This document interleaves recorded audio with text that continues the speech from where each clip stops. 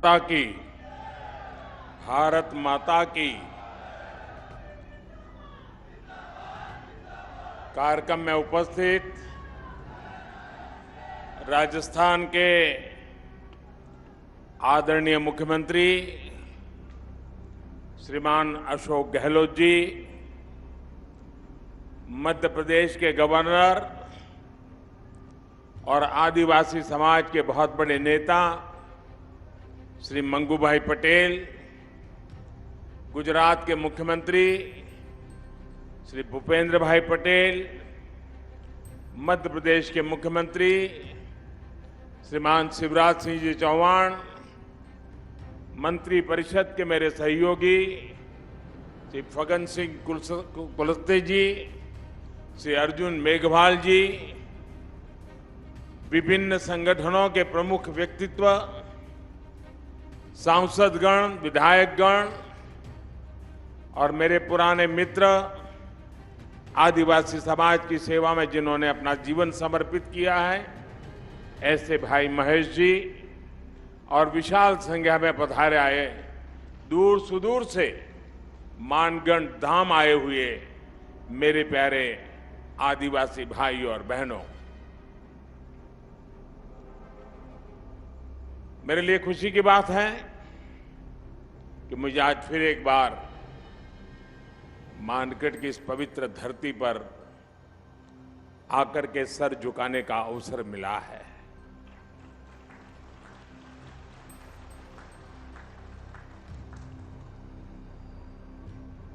मुख्यमंत्री के नाते अशोक जी और हम साथ साथ काम करते रहे और अशोक जी हमारी जो मुख्यमंत्रियों की जमात थी उसमें सबसे सीनियर थे, सबसे सीनियर मुख्यमंत्रियों में है। और अभी भी हम जो मंच पे बैठे हैं उसमें भी अशोक जी सीनियर मुख्यमंत्रियों में से एक है। तो उनका यहां आना, इस कार्यक्रम में उपस्थित रहना, साथियों, आजादी के अमृत महोत्सव में हम सभी का मानगढ़ धाम आना, ये हम सबके लिए प्रेरक है, हमारे लिए सुखद है। मानगढ़ धाम जनजातीय वीर वीरांगनाओं के तप, त्याग, तपस्या और देशभक्ति का प्रतिबिंब है। ये राजस्थान, गुजरात, मध्य प्रदेश और महाराष्ट्र के लोगों की साझी विरासत है। परसों यानी 30 अक्टूबर को गोविंद गुरु जी की पुण्यतिथि थी। मैं सभी देशवासियों की तरफ से गोविंद गुरु जी को पुनः श्रद्धांजलि अर्पित करता हूं। मैं गोविंद गुरु जी की तप तपस्या, उनके विचारों और आदर्शों को प्रणाम करता हूं। भाई और बहनों, गुजरात का मुख्यमंत्री रहते हुए मानगढ़ का जो क्षेत्र गुजरात में पड़ता है, मुझे उसकी सेवा का सौभाग्य मिला था। उसी क्षेत्र में गोविंद गुरु ने अपने जीवन के अंतिम वर्ष भी बिताए थे। उनकी ऊर्जा, उनकी शिक्षाएं आज भी इस मिट्टी में महसूस की जा रही है। मैं विशेष रूप से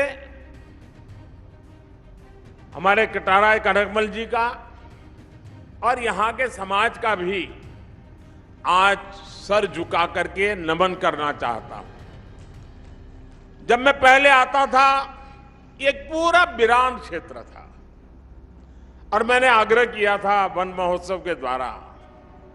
आज मुझे इतना संतोष हुआ, चारों तरफ मुझे हरियाली नजर आ रही है। आपने पूरे श्रद्धाभाव से वन विकास के लिए जो काम किया है, इस क्षेत्र को जिस प्रकार से हरा भरा बना दिया है, मैं इसके लिए यहां के सभी साथियों का हृदय से आज मैं अभिनंदन करता हूं। साथियों, उस क्षेत्र में जब विकास हुआ, जब सड़कें बनी, तो वहां के लोगों का जीवन तो बेहतर हुआ ही, गोविंद गुरु की शिक्षाओं का भी विस्तार हुआ।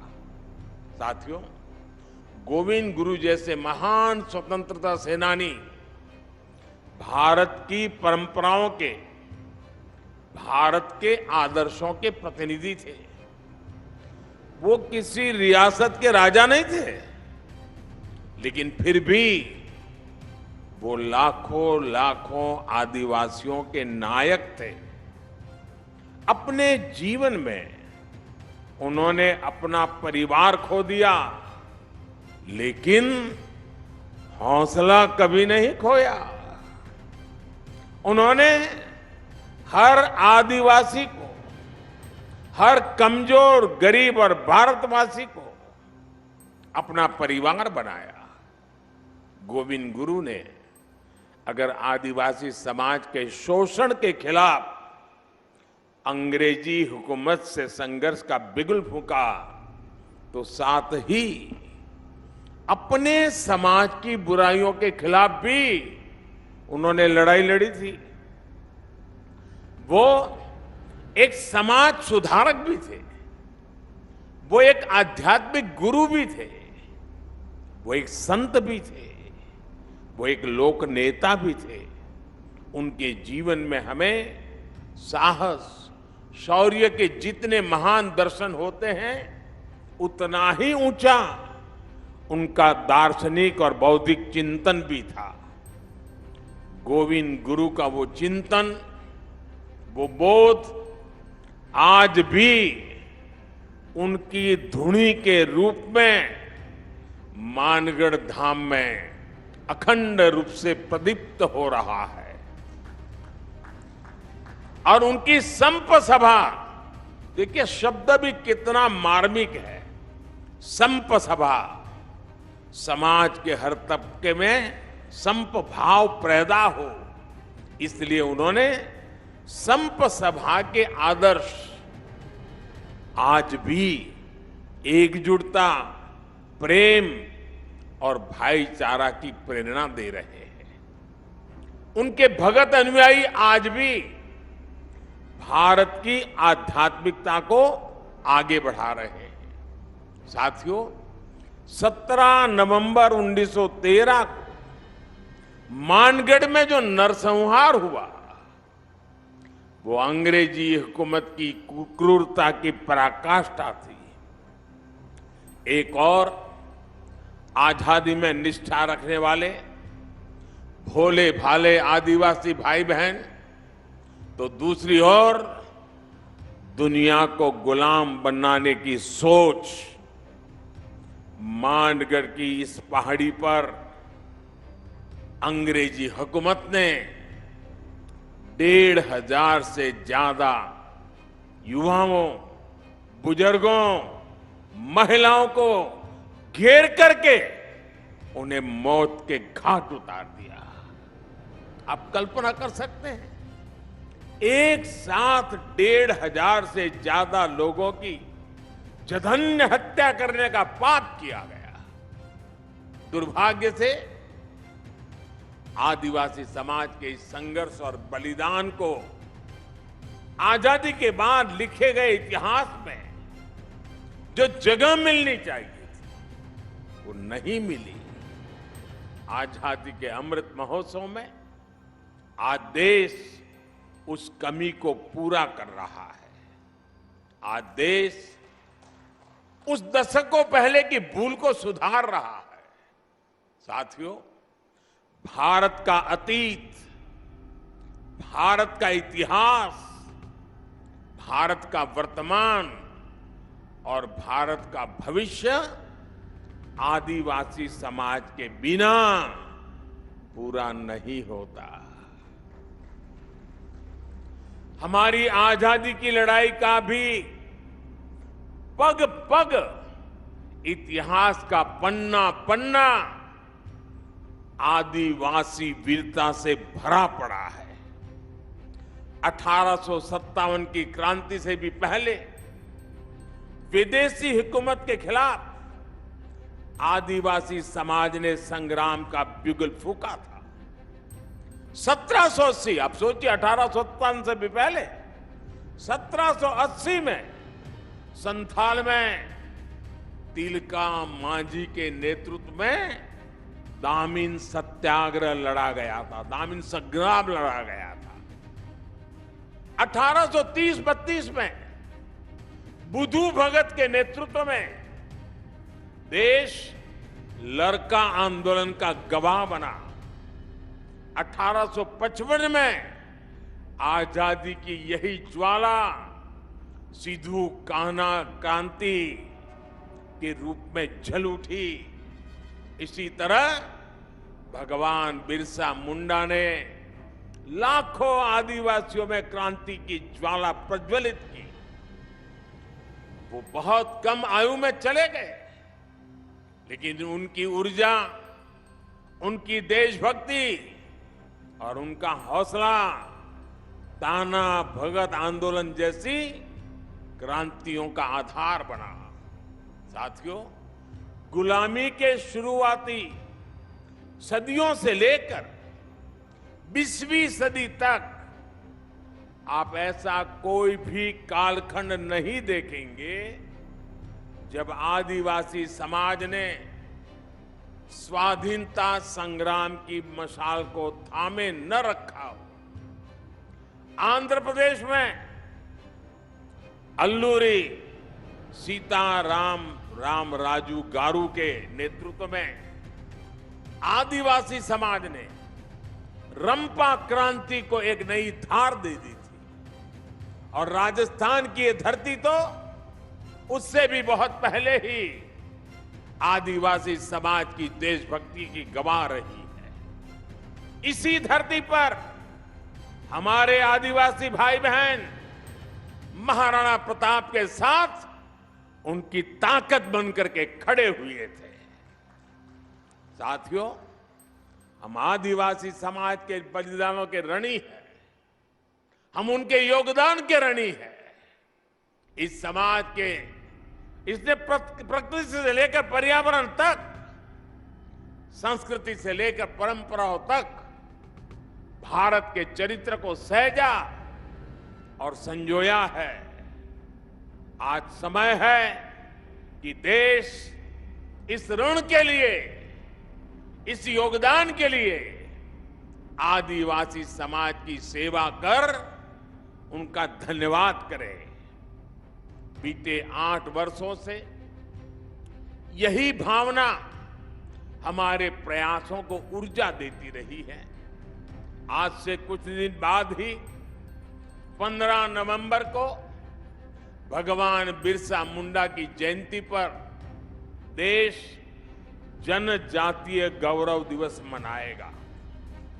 आदिवासी समाज के अतीत और इतिहास को जन जन तक पहुंचाने के लिए आज देश भर में आदिवासी स्वतंत्रता सेनानियों को समर्पित विशेष म्यूजियम बनाए जा रहे हैं।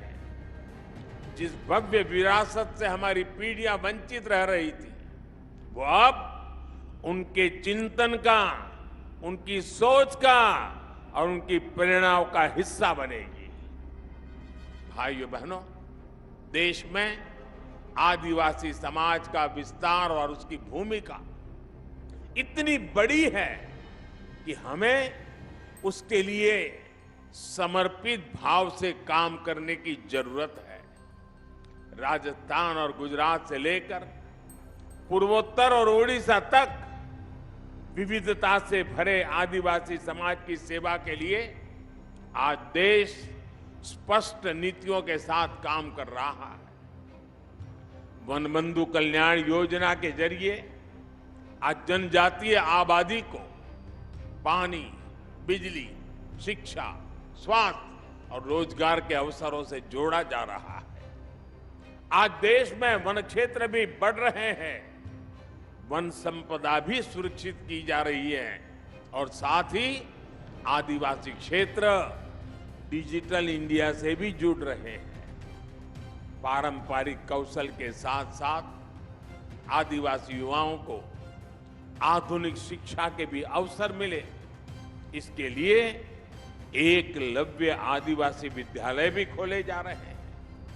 यहां इस कार्यक्रम के बाद मैं जामुगोड़ा जा रहा हूं, जहां गोविंद गुरुजी के नाम पर बनी यूनिवर्सिटी के भव्य प्रशासनिक कैंपस का लोकार्पण करूंगा। साथियों, आज आपके बीच आया हूं तो एक और बात भी मेरा बताने का मन करता है।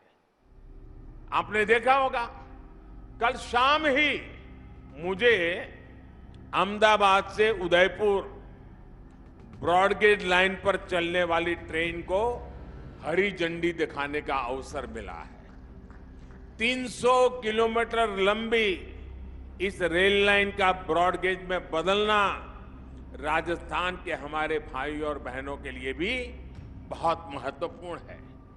इस परिवर्तन से राजस्थान के अनेक आदिवासी क्षेत्र गुजरात के आदिवासी क्षेत्रों से जुड़ जाएंगे। इस नई रेल लाइन से राजस्थान के टूरिज्म को भी बड़ा लाभ होगा। यहां के औद्योगिक विकास में भी मदद मिलेगी। इससे युवाओं को रोजगार की भी नई संभावनाएं बढ़ेगी। साथियों, अभी यहां मानगढ़ धाम के संपूर्ण विकास की चर्चा भी हुई है। मानगढ़ धाम के भव्य विस्तार की प्रबल इच्छा हम सभी में है। इसके लिए राजस्थान, गुजरात, मध्य प्रदेश और महाराष्ट्र को मिलकर काम करने की आवश्यकता है। मेरे यहां चारों राज्य और सरकारों से आग्रह है कि इस दिशा में विस्तृत चर्चा करें, एक रोड मैप तैयार करें, ताकि गोविंद गुरु जी का स्मृति स्थल भी पूरे विश्व में अपनी पहचान बनाए। मुझे विश्वास है मानगढ़ धाम का विकास इस क्षेत्र को नई पीढ़ी के लिए प्रेरणा का एक जागृत स्थल बनाएगा। और मैं ये विश्वास दिलाता हूं, क्योंकि कई दिनों से हमारी चर्चा चल रही है, जितना जल्दी, जितना ज्यादा क्षेत्र हम निर्धारित करेंगे, तो फिर सब मिलकर के और भारत सरकार के नेतृत्व में हम इसको और अधिक विकास कर सकते हैं। इसको कोई राष्ट्रीय स्मारक कह सकता है, कोई संकलित व्यवस्था कह सकता है, नाम तो कोई भी दे देंगे, लेकिन भारत सरकार और इन 4 राज्यों के जनजातीय समाज का सीधा संबंध है। इन चारों राज्यों ने और भारत सरकार ने मिलकर के इसको और नई ऊंचाइयों पर ले जाना है। उस दिशा में भारत सरकार पूरी तरह कमिटेड है। मैं फिर एक बार आप सबको बहुत बहुत शुभकामनाएं देता हूं। गोविंद गुरु के श्री चरणों में प्रणाम करता हूं। उनकी धुनी से मिली हुई प्रेरणा से आदिवासी समाज के कल्याण का संकल्प लेकर के हम सभी निकले, यही मेरी आप सबसे प्रार्थना है। बहुत बहुत धन्यवाद।